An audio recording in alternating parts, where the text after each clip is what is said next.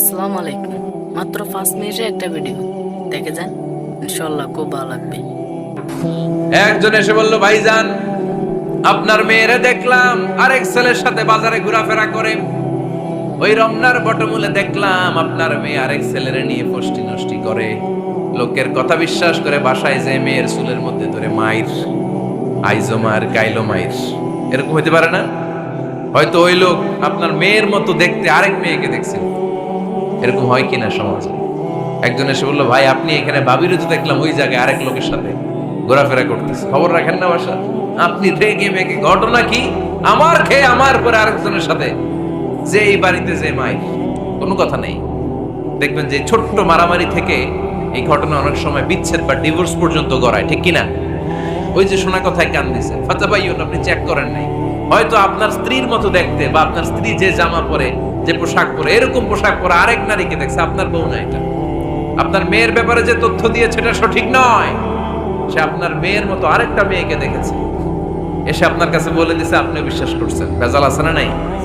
এই ভেজালগুলোকে থামানোর জন্য কোরআনে এই বিধানগুলো নাজিল করেছে কে? তাহলে ফরিদপুরের ভাইয়েরা, সমাজটাকে সুন্দর রাখার তথ্য একটা শুনলেই বিশ্বাস করবেন না।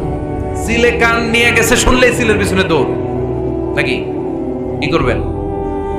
আগে কানে হাত দিয়ে একটু দেখবো কান দুইটা আছে না নাই, তারপরে চিলের পেছনে দৌড়া। তাহলে এখন থেকে আমরা তথ্য একটা শুনলে বিশ্বাস করব। তাহলে কি করবেন? বলতে হবে কি করবেন? যাচাই বাছাই, জাস্টিফিকেশন অফ দ্য নিউজ। কোন নিউজ জাস্টিফিকেশন ছাড়া আমরা প্রচার করব, বিশ্বাস করব, শেয়ার করব না। খবরদার, তুই কালু, তুই লম্বু, তুই মোটু, তুই কানা, তুই রোহিঙ্গা, আছে না নাই? ইদানিং ইদানিং এটা খুব চলে। এই রোহিঙ্গা নামটা আছে না? ফরিদপুরে এগুলো ঢুকে নাই না? আমাদের ওইদিকে দেখি কি অবস্থা, কারোর সাথে কেউ লাগলে তুই রোহিঙ্গা। কি আশ্চর্য, এই গালি কবে আসলো?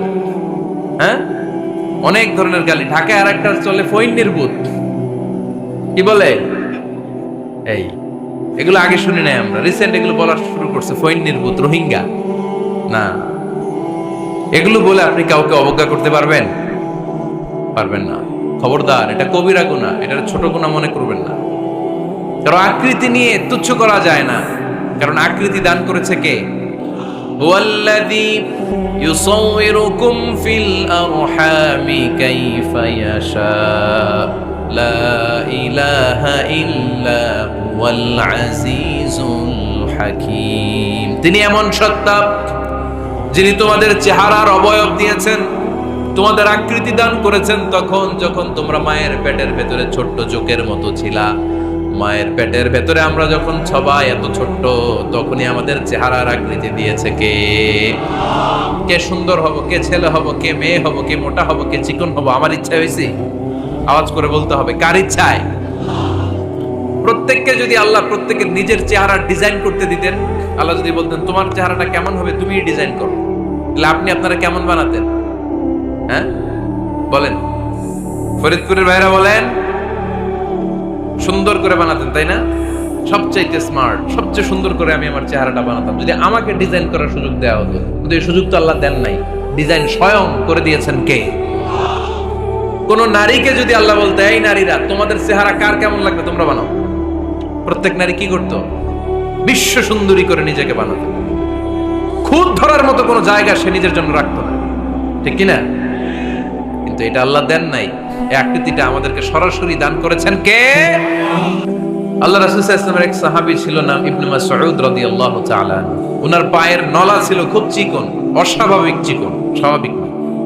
তো উনিও এটা ঢেকে রাখতেন, দেখাতেন না কাউকে। একদিন উনি খেজুর পাড়ার জন্য খেজুর গাছে উঠলেন। খেজুর গাছে ওঠার পরে নিচ থেকে সাহাবারা পায়ের চিকন নলা দেখে ফেলছে। দেখে সবাই হাসি, সবাই হেসে কুটি কুটি। বিশ্বনবী বললেন, হেসো না, খবরদার, আমার ইবনে মাসুদের পায়ের চিকন নলা দেখে হেসো না। আমার ইবনে মাসুদের এই পায়ের চিকন নলা যদি মিজানের পাল্লায় উঠিয়ে দেয়া হয়, কিয়ামতের দিন উহুদ পাহাড়ের চেয়েও ভারী হয়ে যাবে। খবরদার, আমার ইবনে মাসুদকে আমার আল্লাহ অনেক পছন্দ করে, তার পা চিকন দেখে তাকে তুচ্ছ করো না। আল্লাহর হাবিব সাল্লাল্লাহু আলাইহি ওয়াসাল্লামের 11 জন স্ত্রীর মধ্য থেকে একজন স্ত্রী ছিলেন একজন স্থূল আকৃতির, অবিসিটি ছিল, একটু মোটা।